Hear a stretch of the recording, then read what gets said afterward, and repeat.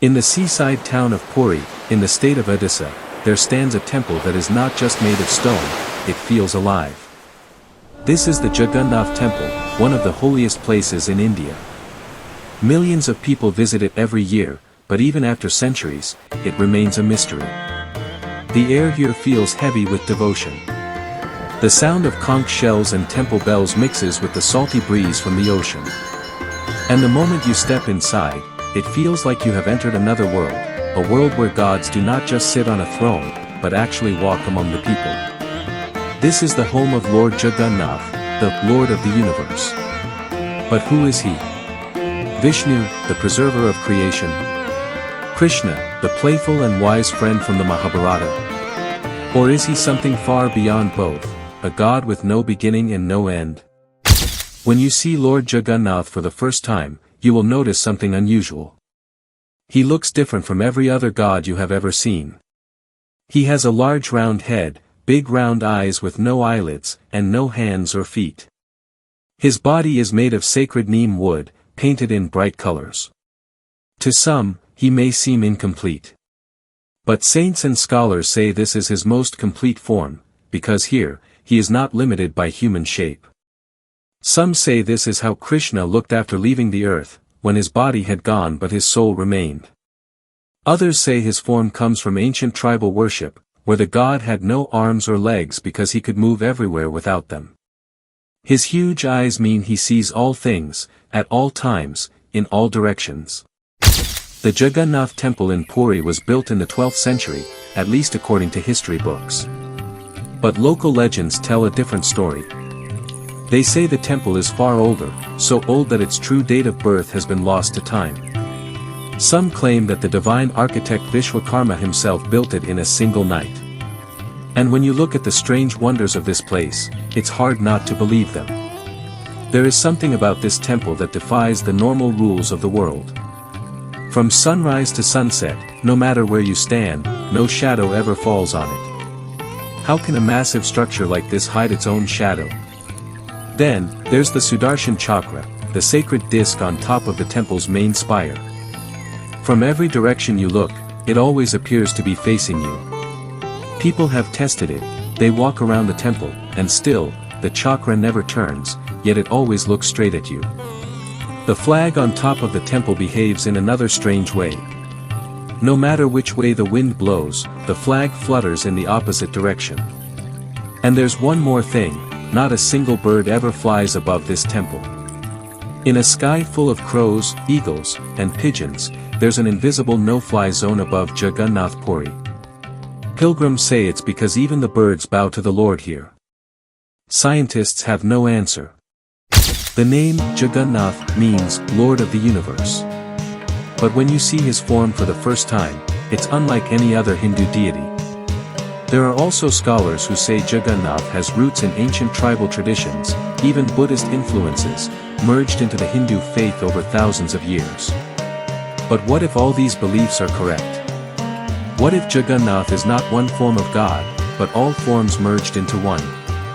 The cosmic Vishnu, the playful Krishna, the formless truth, all in a single being. This is why his eyes are round and all-seeing, why his body is without limbs, because he is beyond physical form, beyond limits. Every 12 to 19 years, something happens in Jagannath Puri that does not happen in any other temple in the world: the gods die.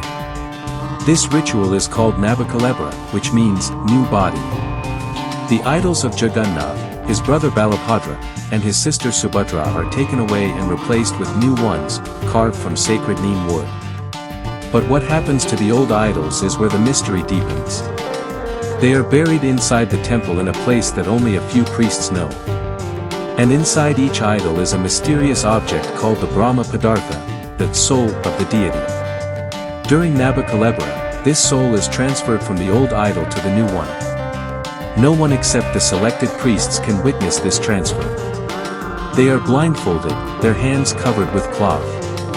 Even in darkness, they are forbidden to see or touch the Brahma Padartha directly. Many believe that seeing it could bring instant death or madness. Some priests who have performed the ritual are said to have never been the same again.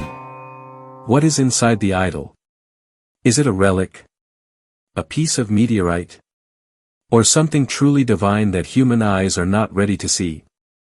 Every year, the quiet temple town of Puri transforms into a sea of humanity during the Rath Yatra.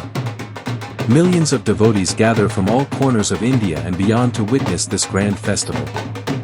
3 massive chariots are built, one for Jagannath, one for Balabhadra, and one for Subhadra.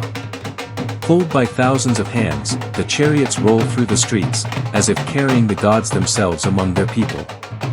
Many say this tradition has roots in the Mahabharata itself.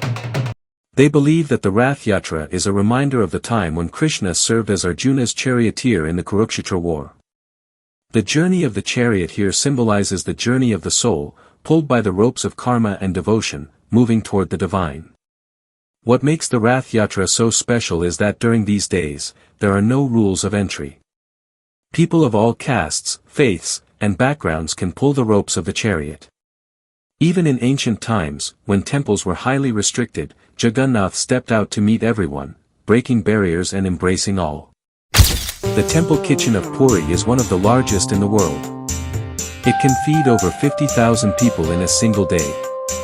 But the way it works is just as mysterious as the rest of the temple. Mahaprasad, the sacred food offered to the deity, is cooked in 7 clay pots stacked on top of each other over a fire. Logic says the bottom pot should cook first, but here, it is the top pot that cooks first, and the bottom one last. And no matter how many people arrive, the food never runs out. Nor does it ever go to waste. Another strange thing, for such a huge kitchen, no smell of cooking escapes its walls. It's as if the aroma is kept hidden until it is offered to the Lord. Who really is Jagannath? Some believe that after Krishna's death in Dwarka, his heart remained unburned, and was later placed inside the wooden form of Jagannath. Others believe he is Vishnu in his Vishvarup, the cosmic form that he once showed to Arjuna on the battlefield, a form beyond time, beyond life and death.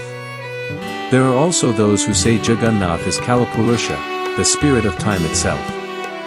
Watching, waiting, and guiding humanity through the cycles of ages until the end of Kali Yuga. His round eyes may be the eyes of time, always open, never blinking. When you stand before Lord Jagannath in Puri, you are not simply standing in front of a statue. You are standing before a mystery that is older than history itself. A being worshipped by kings and commoners, by saints and seekers, across centuries. A being who may be Vishnu, Krishna, all gods combined, or something even greater, the ultimate truth itself. So the question remains, who is Jagannath? Is he a form of Vishnu, a form of Krishna, or is he the eternal, unchanging truth that lives beyond the limits of human understanding? One thing is certain, Jagannath is not just to be believed.